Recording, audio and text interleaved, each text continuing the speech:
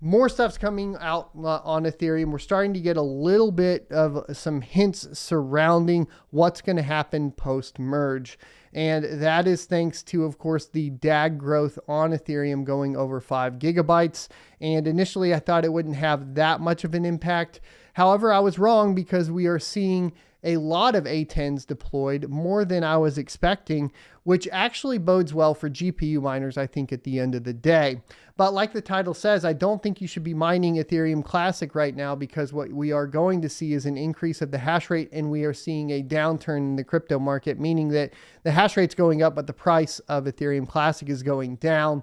And we don't have any price discovery yet on Ethereum Classic.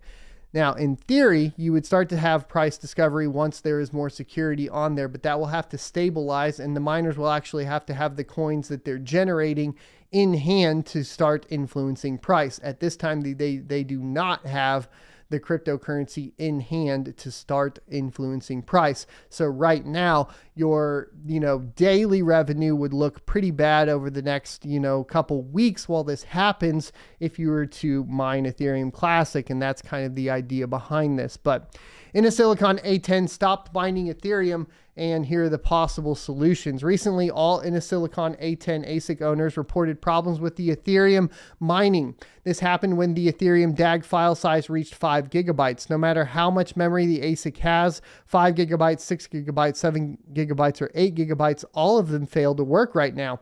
And this was something new that I didn't know.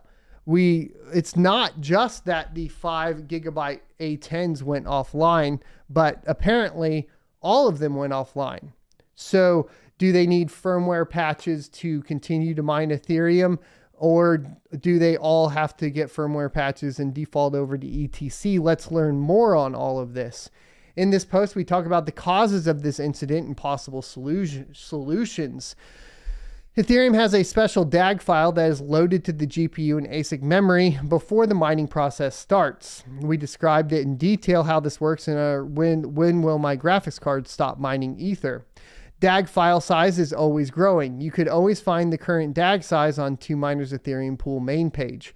On August 17th, the DAG file for ETH reached 5 gigabytes.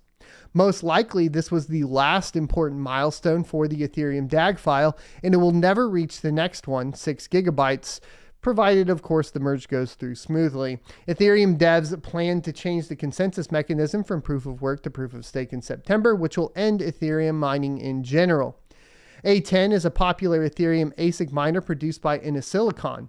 Originally, it was mining only Ethereum and other ETH hash coins. Recently, the manufacturer released the firmware that allows also Ethereum Classic mining, bearing in mind the future end of Ethereum mining.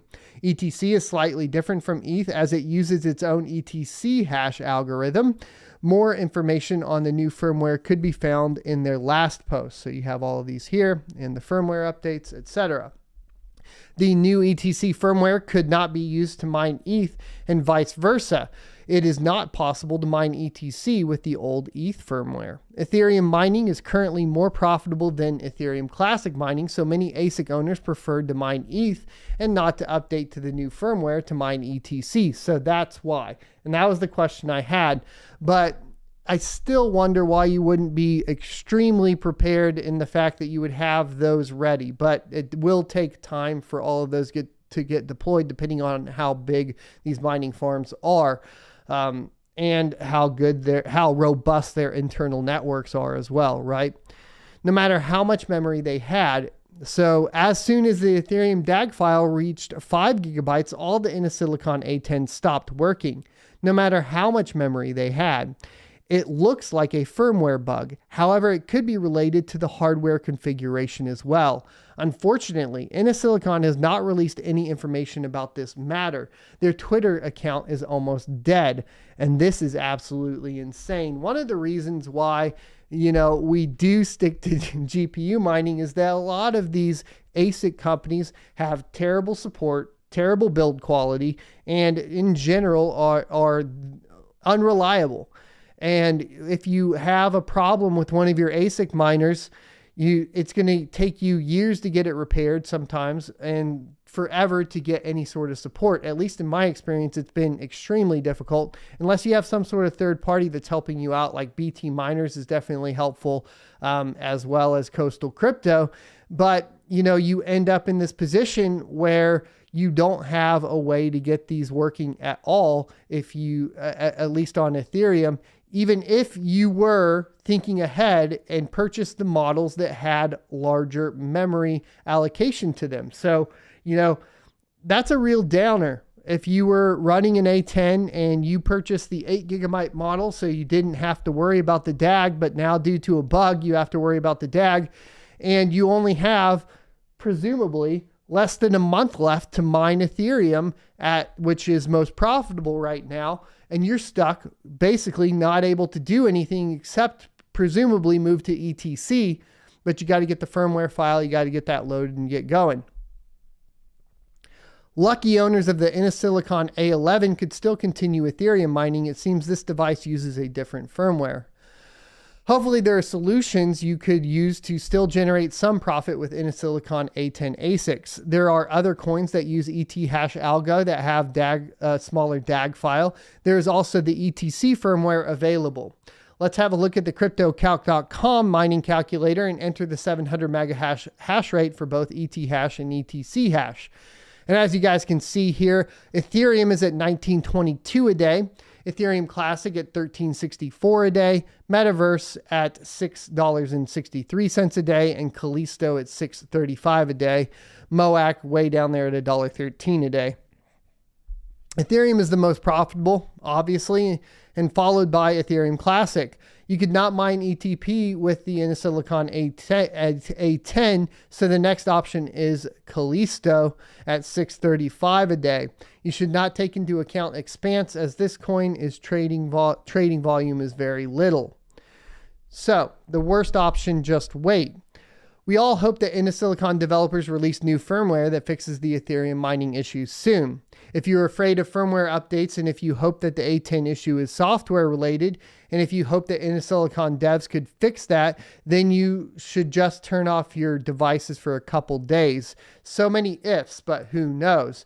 And really, at the end of the day, you're probably going to have a firmware flash no matter what to fix this. So in the interim, so you're not down, if I had an A10, I would be flashing it to the ETC firmware and then flashing it back to the firmware that fixes it for Ethereum if that comes this week or whatever. But it doesn't look like this is coming. So it looks like your best option, as they state here, is mining Ethereum Classic. The new Innosilicon ETC firmware works just great. Flash it to your A10 device and start mining Ethereum Classic right now. You can download the firmware on the official project support website. Here's the ETC mining settings that they give you for 2 miners. You can also use other ETC pools if you wish, but this is obviously an article and blog post written by 2 miners. The second best option is Kalisto Mining. You could switch your A10 to Clo mining pool. You would earn much less, but you would still be earning something. Then you could wait some time again and hope that Innosilicon developers could fix the problem and release the updated firmware in the nearest time. And you could find those settings below. How many Innosilicon A10 devices are there? And that's the question. Let's have a look at the Ethereum hash rate chart. And as you see, the ETH network hash rate fluctuations are quite high. It's hard to say how much of the hash rate dropped when the DAG file reached 5 gigabytes. We could say that it was at least 30 terahash. There are 500 megahash and 720 megahash versions, so we could assume that there were at least 55,000 to 60,000 Innosilicon A10 miners on the network. And that means, of course, what we're going to see is, let's now check the network hash rates on Ethereum Classic and Kalisto. The Ethereum network hash rate growth has more than 10 terahash in one day, while the Kalisto network grew just 20 gigahash up. So what we're more than likely going to see is a potential for at least another 20 terahash to go onto the Ethereum Classic network. What this means is that from before the time the DAG was 5 gigabytes to after the time was 5 gigabytes, that we would see a total of a doubling of the hash rate on Ethereum Classic.